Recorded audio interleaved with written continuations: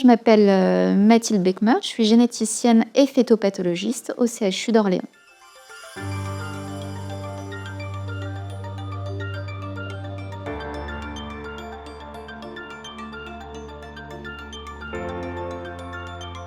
Phétopathologiste, ça fait les autopsies des fœtus qui sont morts pendant la grossesse, qu'ils soient morts tout seuls ou qu'on ait provoqué l'interruption de grossesse pour des malformations. Et on fait les autopsies également d'enfants nés vivants, décédés dans le premier mois de vie, pour déterminer la cause de leur décès. Il y a d'abord toute une grosse étape d'étude du dossier. Qu'est-ce qui a été vu au cours de la grossesse comme malformation? À quel terme? Quelles ont été les pathologies de la maman pendant la grossesse qui auraient pu avoir un impact sur le déroulement de cette grossesse? Et puis quand ce sont des enfants qui sont nés vivants puis décédés, les conditions de leur décès en réanimation. Ensuite, on va faire des radios et un véritable examen pédiatrique de l'enfant ou du fœtus. Puis, on va procéder à l'autopsie à proprement parler, examiner les viscères les uns après les autres, puis examiner le cerveau.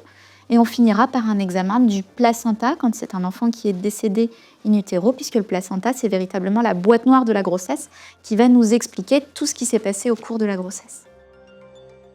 Les bienfaits pour les parents, ils sont multiples. Déjà, quand on énumère les malformations, on leur confirme que c'était grave. Et donc qu'ils ont bien fait de faire ce choix qui est difficile d'interrompre la grossesse. Ensuite, on va leur parler d'avenir. On va leur parler de leur prochaine grossesse. Donc on leur dit que ils auront possiblement des enfants, que c'est pas la fin de leur histoire. Et ils sont souvent aussi assez soulagés de voir que la personne qui s'est occupée de leur enfant, c'est quelqu'un qui a fait ça en douceur et avec empathie. Alors c'est la plus petite partie de mon travail finalement, mais c'est là que j'ai toute la reconnaissance des patients qui légitiment tout ce que je fais à leur enfant aussi, puisque c'est pas forcément facile de faire l'autopsie d'un nouveau-né. Donc avoir le retour des patients et le « merci docteur de nous avoir expliqué », c'est très important pour le médecin, puisque c'est pour le soin qu'on a choisi notre discipline. On a beaucoup de profils assez différents en phétopathologie. Le plus classique, c'est un étudiant en médecine. Un étudiant en médecine qui va faire un internat de spécialité. Moi, j'ai choisi la génétique, mais on aurait pu choisir l'anatomie pathologique ou la gynécologie obstétrique. Et puis, au cours de cet internat, on fait une surspécialité, ce qui s'appelle une FST, qui rallonge l'internat d'1 an, dédiée à la phétopathologie. Ce qui peut rebuter dans le métier, d'emblée, c'est le contact quotidien avec la mort. Et ça va bloquer beaucoup de personnes qui estiment que comme la personne est morte, c'est la fin de l'histoire et que c'est pas intéressant sur le plan du diagnostic. Ce qui peut être bloquant aussi, c'est que finalement, on n'utilise pas ce qu'on a appris dans le 2e cycle de nos études médicales. On utilise plutôt les sciences fondamentales qui nous ont souvent rebutés en première année de médecine, puisqu'elles faisaient l'objet du concours. Donc c'est très éloigné finalement de ce qu'on nous a appris au cours de nos stages dans notre cursus. Ce qui me plaît beaucoup en phétopathologie, c'est qu'il n'y a pas de routine finalement. C'est l'arrivée des fœtus qui vont conditionner nos journées.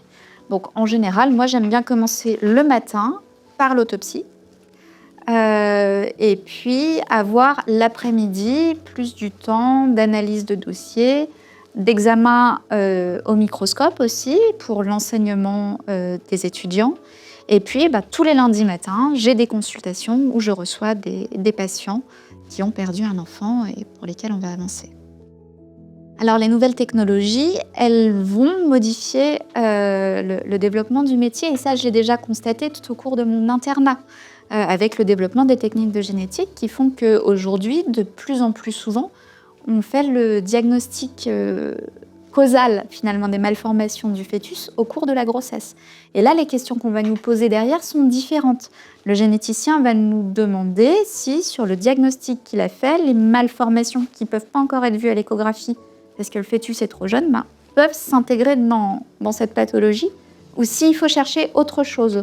On va aussi compter sur nous, quand les tests génétiques n'ont rien donné, pour découvrir de nouvelles pathologies, caractériser ce qu'on appelle le phénotype de nouvelles pathologies.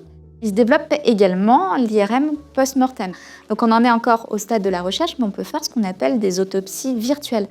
Aujourd'hui, on est encore loin des performances qu'on peut avoir en autopsie puisqu'on a tout l'apport de l'histologie qu'il n'y a pas avec l'IRM. Mais c'est quelque chose qui se développe et c'est une perspective d'avenir. Ce qui est vraiment magique, c'est que quand j'arrive le matin à l'hôpital, je ne sais pas comment ma journée va se dérouler.